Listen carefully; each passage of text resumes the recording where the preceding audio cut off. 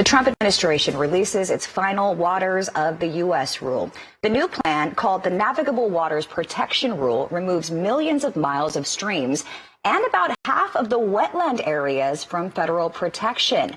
It also provides a much narrower definition of the protected waterways, which hasn't been revised in more than 30 years. There are now 4 categories of federally regulated waters and 12 excluded definitions. Now, many terms in the rule have been defined in a way that the administration hopes makes it easier to understand.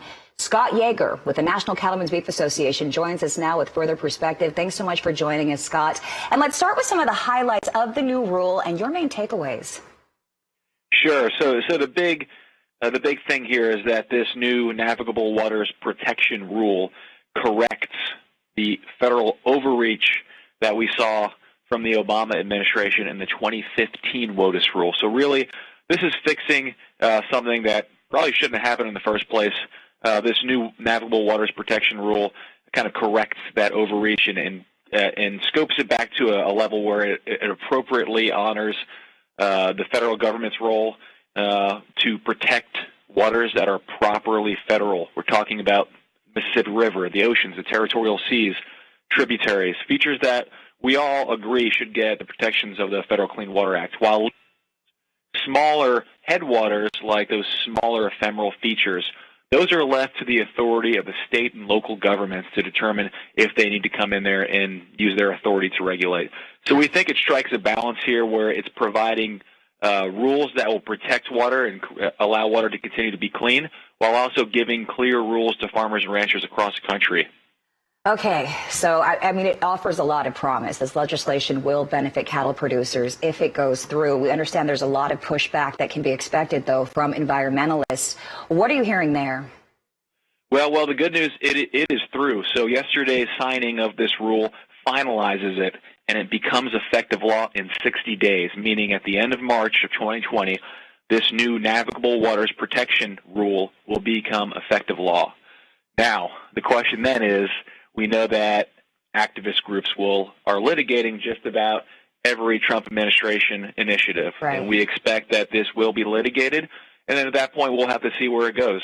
Okay. I mean, it's going to be hard. We're hearing so many different sides, especially from the environmentalists, of what they plan to do. So we're really hoping that we can see this rule implemented in the future, the near future. So excited about it.